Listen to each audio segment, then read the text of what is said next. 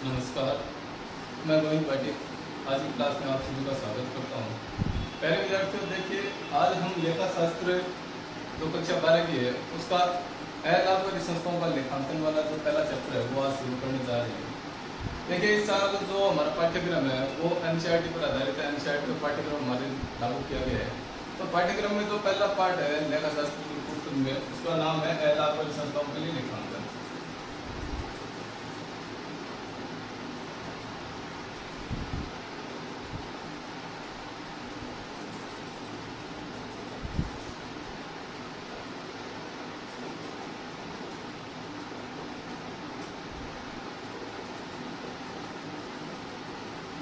देखिए अलाभकारी संस्थाओं के लिए लेखांकन आज हम पढ़ेंगे। तो सबसे पहले हम बात करते हैं कि अलाभकारी संस्थाएं क्या होती है। अलाभकारी संस्थाएं ऐसी संस्थाओं को कहा जाता है जिनका उद्देश्य जन कल्याण, समाज सेवा, सामाजिक उत्थान, कला एवं संस्कृति को बढ़ावा देना, धर्मार्थ कार्य करना होता है। तो ऐसी संस्थाओं को हम अलाभकारी संस्थाएं, यानी ऐसी संस्थाएं जिनका उद्देश्य लाभ कमाना नहीं होता जबकि जन कल्याण, समाज सेवा व अन्य कार्य करना होता है, तो उसे हम क्या कहते हैं? अलाभकारी संस्था कहते हैं। अलाभकारी संस्था को हम गैर व्यापारिक संस्था भी कहते हैं। गैर व्यापारिक संस्था भी कहते हैं। नॉन ट्रेडिंग ऑर्गेनाइजेशन भी इनको कहा जाता है। देखिए गैर व्यापारिक संस्था भी और अलाभकारी संस्था एक ही है। अलाभकारी संस्था की हम परिभाषा ये दे सकते हैं कि ऐसी संस्था जिनका उद्देश्य लाभ कमाना न होकर जन कल्याण, समाज सेवा, सामाजिक व सांस्कृतिक उत्थान तथा धर्मार्थ कार्य करना होता है, तो ऐसी संस्था को हम क्या कहते हैं? अलाभकारी संस्थाएं कहते हैं। और गैर व्यापारिक संस्थाओं को हम जो परिभाषा देते हैं तो हम ये दे सकते हैं कि ऐसी संस्थाएं जिनका उद्देश्य व्यापारिक गतिविधियां करना नहीं होता है और व्यापारिक गतिविधियां करते हुए लाभ कमाना नहीं होता है, तो उसे हम गैर व्यापारिक संस्था कहते हैं। अब व्यापारिक गतिविधियां क्या होती है? तो एक व्यापार क्या करता है? वस्तुओं को खरीदता है और उन पर लाभ कमाकर वस्तुओं को बेच देता है, तो वो क्या होता है? व्यापारिक गतिविधि के अंतर्गत आता है। तो ये जो संस्था होती है ये व्यापारिक गतिविधियां नहीं करती, न तो माल को खरीदती है और न बेचती है और लाभ कमाती है। ये समाज सेवा व जन कल्याण का कार्य करती है, तो ये अलाभकारी संस्थाएं होती है। ठीक है, अब इन अलाभकारी संस्थाओं की कुछ विशेषताओं के बारे में हम बात कर लेते हैं कि अलाभकारी संस्थाओं की विशेषताएं कौन कौन सी होती है। तो हम नंबर 1 पर देखते हैं कि अलाभकारी संस्थाएं, तो अलाभकारी संस्थाएं हैं वो निःशुल्क या नाम मात्र के शुल्क पर सेवाएं उपलब्ध कराती है। ठीक है, यानी जो अलाभकारी संस्थाएं हैं वो निःशुल्क या नाम मात्र के शुल्क पर सेवाएं उपलब्ध कराती है। और ऊपर जैसे हमने बात की कि अलाभकारी संस्थाएं कौन सी हो सकती है, तो अलाभकारी संस्था में देखिए चिकित्सालय हो सकता है, शिक्षण संस्था हो सकती है, पुस्तकालय हो सकता है, खेलकूद क्लब हो सकता है। ये जो उदाहरण है वो अलाभकारी संस्थाओं के हैं। तो जो हमने विशेषताओं की बात की, तो पहली विशेषता है कि अलाभकारी संस्थाओं में क्या है कि अलाभकारी संस्थाएं निःशुल्क या नामात्र शुल्क की सेवाएं प्रदान करती है। नंबर 2, हम अलाभकारी संस्था की विशेषताओं की बात करते हैं। तो अलाभकारी संस्थाएं हैं वो व्यापारिक गतिविधियां नहीं करती है, न तो माल को क्रय करती है और न ही माल को बेचती है और लाभ कमाती है। नंबर 3, हम जब परिभाषा की बात करते हैं तो अलाभकारी संस्थाओं के द्वारा व्यापार खाता, लाभ खाता नहीं बनाया जाता। क्यों नहीं बनाया जाता? क्योंकि इन संस्थाओं के द्वारा है वो व्यापारिक गतिविधियां नहीं की जाती, तो नए क्रय करेंगे, नए विक्रय करेंगे तो व्यापार खाता, लाभ खाता नहीं बनाया जाता। लेकिन हाँ, वैधानिक आवश्यकताओं की पूर्ति हेतु ये प्रत्येक लेखा वर्ष के अंत में कुछ वित्तीय विवरण बनाते हैं। तो कौन कौन से बनाते हैं? 4 नंबर विशेषता में ये लिखेंगे कि जो वित्तीय विवरण बनाए जाते हैं उनमें प्राप्ति भुगतान खाता, आय व्यय खाता और चिट्ठा है वो अलाभकारी संस्थाओं के द्वारा बनाया जाता है। ठीक है, और अगली हम परिभाषा में ये विशेषता में ये लेते हैं कि इन अलाभकारी संस्थाओं का जो संचालन है वो प्रबंधन समिति के द्वारा या इनके द्वारा चुने गए सदस्यों के द्वारा किया जाता है। अगली हम एक विशेषता ये ले लेते हैं कि अलाभकारी संस्थाओं में जो अधिक सरप्लस या निशेष होता है, यानी कहते हैं कि जो आय का व्यय पर अधिक होता है वो उस वर्ष के पूंजी निधि में, कैपिटल फंड में जोड़ा जाता है, बैलेंस शीट में। वो सदस्यों में वितरित नहीं किया जाता। हम पूंजी निधि को सामान्य निधि भी बोलते हैं। ठीक है ना, तो एक विशेषता होगी। तो ये कुछ अलाभकारी संस्थाओं की विशेषताएं थी जिनके बारे में हमने बात की कि अलाभकारी संस्थाओं में कौन कौन सी विशेषताएं हो सकती है। ठीक है, अब एक अलाभकारी संस्था है वो कौन कौन सी पुस्तकें रखती है, तो उन अलाभकारी संस्थाओं की जो पुस्तकें पुस्तकें हैं उनकी हम बात करते हैं।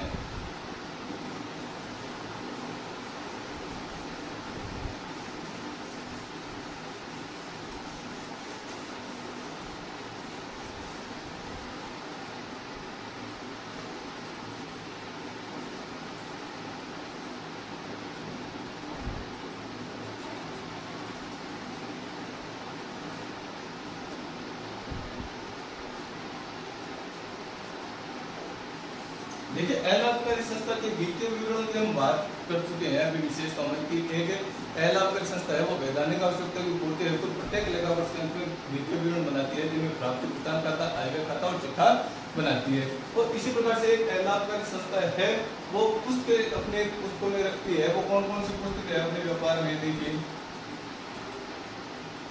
पहला है रोकड़ बही,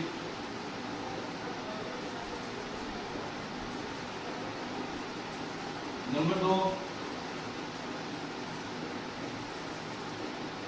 लेखा बही, नंबर 3 स्टॉक। देखिए एक अलाभकारी संस्था के द्वारा ये 3 पुस्तकें लिखी जाती है। पहली रोकड़ बही, दूसरी लेखा बही और तीसरी स्टॉक बही। देखिए रोकड़ बही जैसे इसके नाम से पता चलता है कि रोकड़ बही में समस्त नगद लेन देनों का लेखा किया जाता है। समस्त नगद प्राप्तियों और नगद भुगतानों का पूरे वर्ष पर्यंत जो भी होते हैं लेन देन उनका लेखा किया जाता है। दूसरे लेखा बही के अंतर्गत समस्त आय, व्यय, संपत्तियों और दायित्वों से संबंधित लेन देनों का लेखा किया जाता है। ठीक है। और स्टॉक रजिस्टर के अंतर्गत क्या होता है कि एक अलाभकारी संस्था है वो संपत्तियों के क्रय और उसके उपभोग से संबंधित जो मदे हैं उनका लेखा करती है। ठीक है। तो ये 3 जो पुस्तकें हैं वो एक अलाभकारी संस्था द्वारा लिखी जाती है। अब अलाभकारी संस्थाओं के वित्तीय विवरणों की हम जब बात करते हैं, एक अलाभकारी संस्था है वो कौन कौन से वित्तीय विवरण रखती है तो उनकी हम चर्चा करते हैं।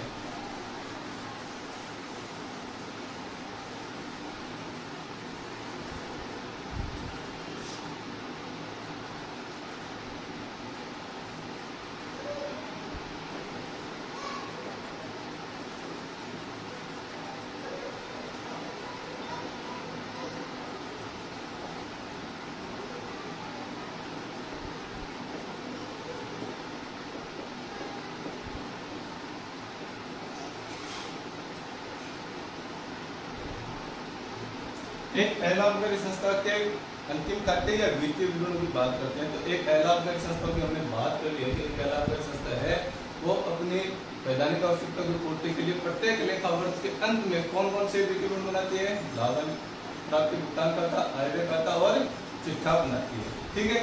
तो इसमें नंबर 1 हो गया प्राप्ति भुगतान खाता,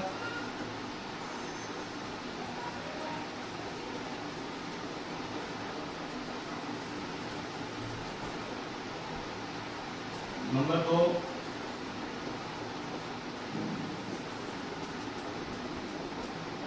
आयव्यय खाता और नंबर 3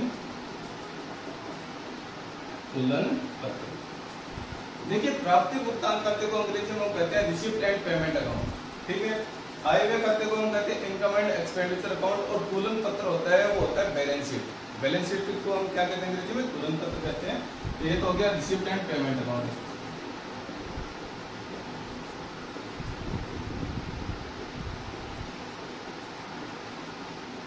ये हो गया इनकम एंड एक्सपेंडिचर अकाउंट।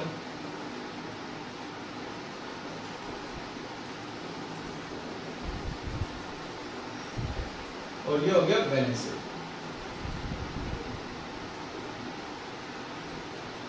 ये 3 वित्तीय विवरण है वो एक अलाभकारी संस्थाओं के द्वारा प्रत्येक लेखा वर्ष के अंत में अपने जो वित्तीय स्थिति है वो जानने के लिए बनाए जाते हैं कि उस संस्था में कितनी नगद प्राप्ति हुई, कितने नगद भुगतान हुए, कितनी आय हुई, कितना व्यय हुआ और उस संस्था की जो तुलन पत्र बैलेंस शीट है उसमें संपत्ति और दायित्व का पता हम इनकी वित्तीय विवरण के माध्यम से लगाते हैं।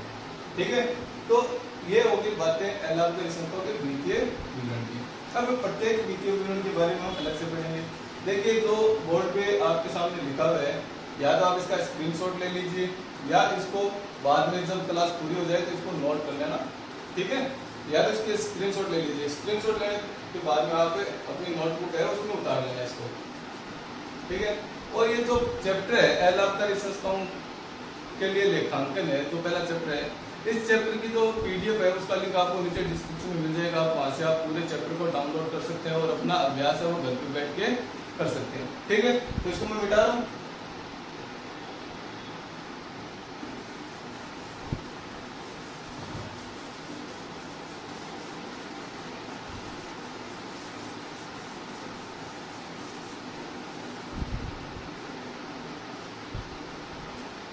देखिए जो पहला वित्तीय विवरण हम बात कर रहे हैं बनाने की, तो वो है प्राप्ति भुगतान खाता। नंबर 5 प्राप्ति भुगतान, अंग्रेजी में इसको क्या कहेंगे, रिसीप्ट एंड पेमेंट अकाउंट, प्राप्ति भुगतान खाता। अब इस प्राप्ति भुगतान खाते में हम क्या लिखेंगे, तो प्राप्ति भुगतान खाते में समस्त नगद लेन देनों को लिखा जाएगा।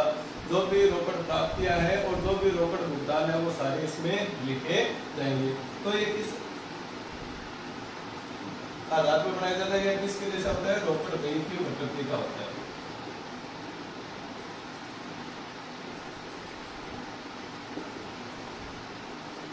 ठीक है, प्राप्ति भुगतान खाता किस प्रकृति का होता है, रोकड़ देय प्रकृति का होता है, ठीक है।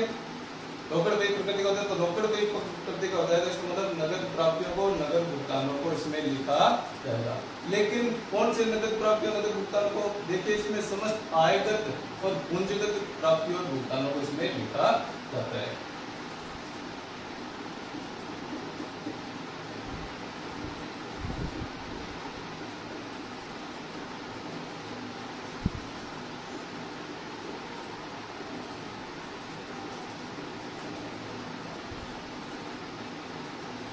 ठीक है, फिर प्राप्ति भुगतान खाते में आयगत एवं पूंजीगत प्राप्ति भुगतानों को हम लिखेंगे, लेकिन कौन से लिखेंगे, देखिए चाहे वो चालू वर्ष के हो, चाहे पिछले वर्ष के हो, चाहे अगले वर्ष के हो। यदि चालू वर्ष में हमें कोई भी राशि नगद प्राप्त हो गई है और नगद हमने यदि भुगतान किया है तो उसका लेखा हम प्राप्ति भुगतान खाते में करेंगे। चालू वर्ष में प्राप्त चाहे किसी भी वर्ष से संबंधित हो, यानी जब पिछले वर्ष की नगद राशि में प्राप्त हुई हो चाहे अगले वर्ष की नगद राशि में प्राप्त हुई हो उसका लेखा हम लिखेंगे। लेकिन जो कुछ गैर रोक के लेन देन है उनका लेखा इसमें नहीं किया जाता, तो इसको नीचे लिखेंगे गैर रोक के लेन देनों का लेखा नहीं किया जाता।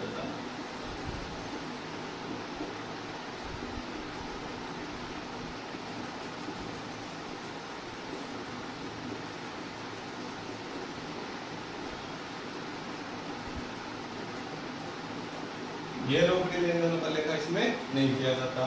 अब कहिए हम क्यों बनाते हैं, तो इसमें हमने पूरे वर्ष के दौरान जो नगद प्राप्तियां की है, नगद भुगतान किया, उसके बाद में जो हमारा अंतिम शेष बचता है उसको निकालने के लिए हम बनाते हैं।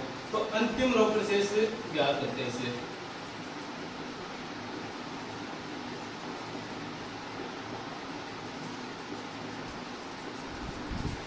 क्या करते हैं, अंतिम रोकड़ शेष। और कोई पूछ ले कि ये जो खाता है वो किस अवधारणा पर बनाया जाता है, तो ये रोकड़ अवधारणा पर बनाया जाता है। किस अवधारणा पर बनाया जाता है, रोकड़ अवधारणा पर बनाया जाता है।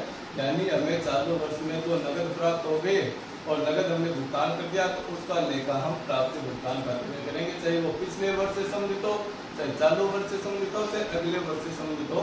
यदि हमें चालू वर्ष यानी चालू वित्तीय वर्ष के दौरान यदि कोई भी नगद राशि प्राप्त हो गई है और नगद राशि हमने भुगतान की है तो उसका लेखा हम प्राप्ति भुगतान खाते में करेंगे।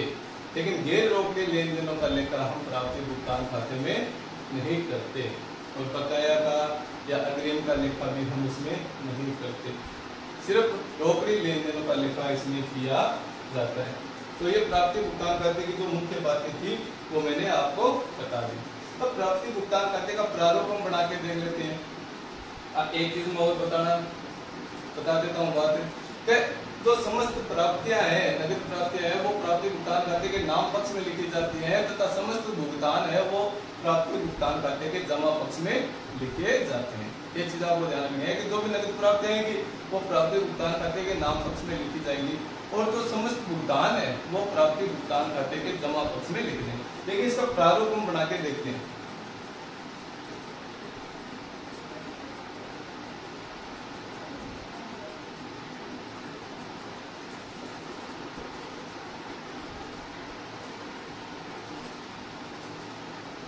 डेबिट साइड हो गया, नाम पक्ष हो गया, ये क्रेडिट साइड हो गया, जमा पक्ष हो गया। इस साइड में सभी रिसीप्ट लिखेंगे यानी प्राप्तियां और इस साइड में पेमेंट लिखेंगे यानी भुगतान। ठीक है, तो सबसे पहले तो हमारे पास जो प्रारंभिक रोकड़ शेष है उसका हम लेखा करेंगे। तो जो एक चीज मैं आपको बता देता हूँ, आप लोगों ने 11वीं क्लास में पढ़ा होगा कि रोकड़ खाते का शेष हमेशा डेबिट शेष होता है, लेकिन जो बैंक खाते का शेष है वो डेबिट शेष भी हो सकता है और क्रेडिट शेष भी हो सकता है।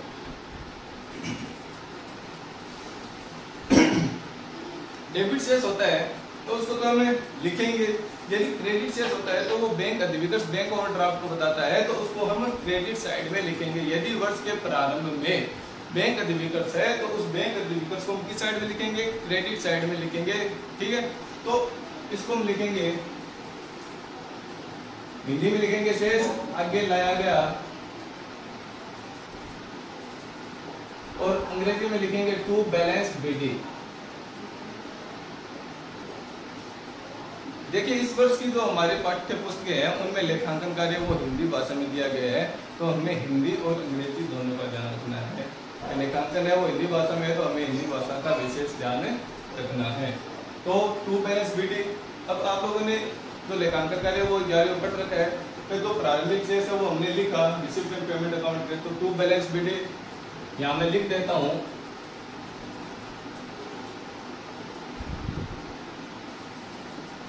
प्रारंभिक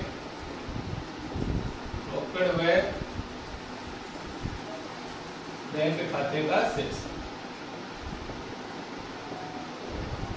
ठीक है, तो यहाँ पर ओपनिंग शेष आ गया। यदि बैंक अधिविकर्ष है तो किस साइड में रहेगा?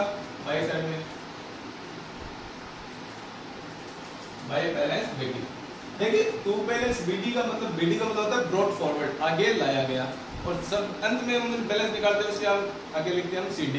सीडी मतलब कैरिड फॉरवर्ड, आगे ले जाया गया। ठीक है, ये पता है आपको। तो बाई बैलेंस बीडी हम लिखेंगे किस स्थिति में?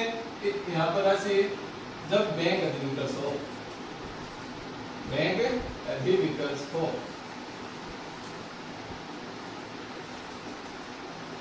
यानी बैंक ओवरड्राफ्ट हो तो हम डेबिट साइड में लिखेंगे, अन्यथा हमारे पास रोकड़ शेष या बैंक खाते का शेष है तो उसको हम डेबिट साइड में लिखेंगे।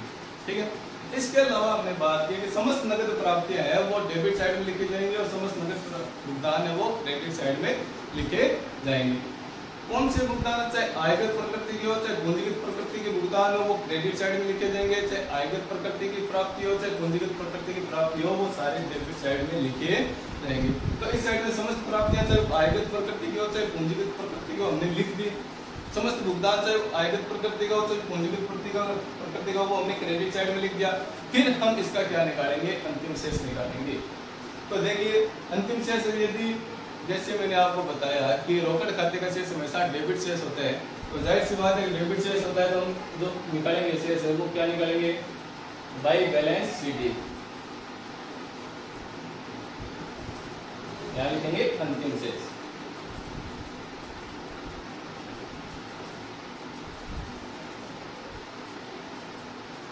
ठीक है, और यदि बैंक खाते का क्रेडिट शेष है तो हम टू बैलेंस सीडी लिखेंगे और ये बताएगा हमें बैंक अधिविकर्ष को, किसको बताएगा?